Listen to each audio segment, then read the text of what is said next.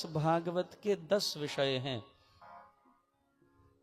भागवत जी 10 सर्गों में विभक्त है। इसके 10 विषय क्या हैं? पहला विषय है सर्ग। ये 10 लक्षण श्रीमद् भागवत के, उनका पहला विषय है सर्ग। ये आकाश आदि पंच महाभूत, अग्नि जल पृथ्वी वायु और आकाश, 5 महाभूत है ना।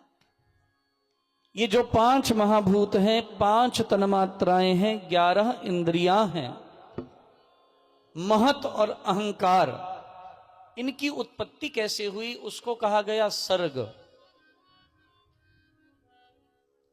ये जो 10 विषय हैं भागवत जी के, इन पर 10 दिन की कथा है बंधुओं, इसलिए इनको बहुत संक्षेप में कहूं, ये तो बहुत गहराई का विषय है। दूसरा विषय है विसर्ग। विसर्ग किसे कहते हैं? विराट पुरुष ने जब चराचर जगत की उत्पत्ति की, जब उससे ये सृष्टि उत्पन्न हुई, जैसे बीज से तरु और मकड़ी से तार हुआ त्यों राम से जग विस्तार, वो जग के विस्तार का जो वर्णन है उसको कहा गया विसर्ग। तीसरा विषय है स्थान।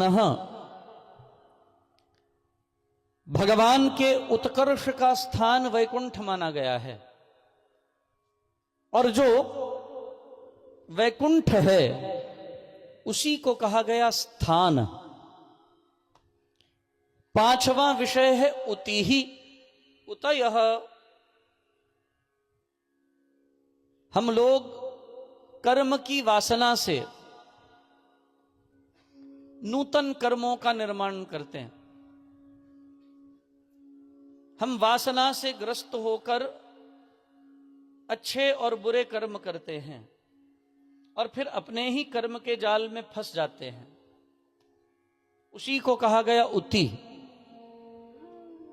6ठा विषय है पोषण। अपने भक्तों के ऊपर जो भगवान अनुग्रह करते हैं उनको संरक्षित करते हैं, जैसे प्रहलाद को किया, ध्रुव को किया,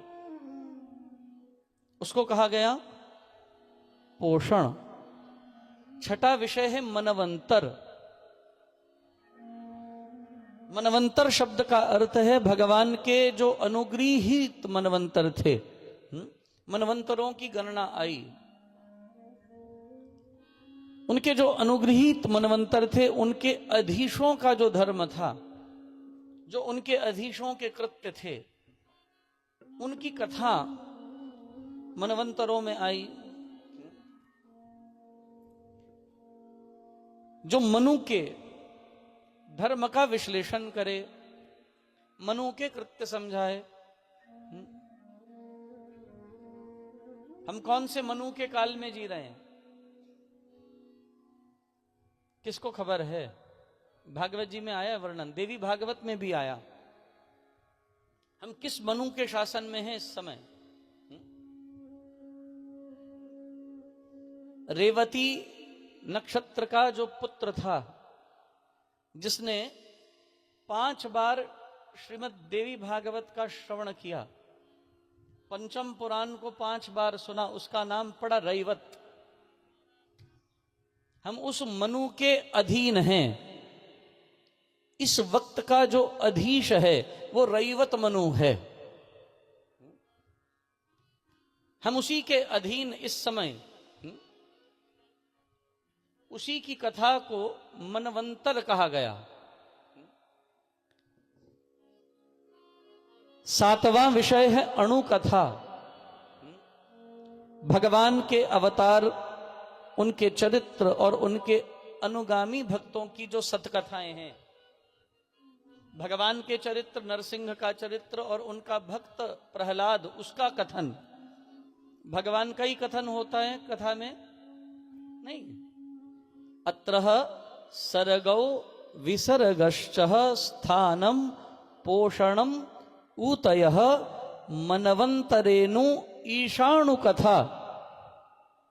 अणुकथा 7वां विषय। 8वां विषय है निरोध। भगवान की योग निद्रा में जीव भगवान में लय होते हैं, मिल जाते हैं, उसे कहा गया निरोध। आनंद स्वरूप आदि अंत और मध्य है राम, अशरण शरण है राम विश्राम। हमें उसमें लीनता लाभ करनी है, और वो लीनता ही क्या कहलाई? निरोध। नौवां विषय है मुक्ति। जब हम अविद्या को छोड़कर ब्रह्म रूप हो जाएं, जब जीव ब्रह्म के अंदर तदाकार होकर स्वयं ब्रह्म हो जाता है, ब्रह्मवित् ब्रह्मैव भवति, उसी को कहा गया मुक्ति। और 10वां विषय है आश्रय। जिसमें सृष्टि लय होती है, वो इस सृष्टि का स्वयं प्रकाशक तत्व है, वही परमात्मा आश्रय नाम से जाना गया, जिसका आश्रय हम सबको करना है। शरण शांति आश्रय है एक, वो एकमात्र आश्रय है, वो निराश्रित रहने नहीं देता।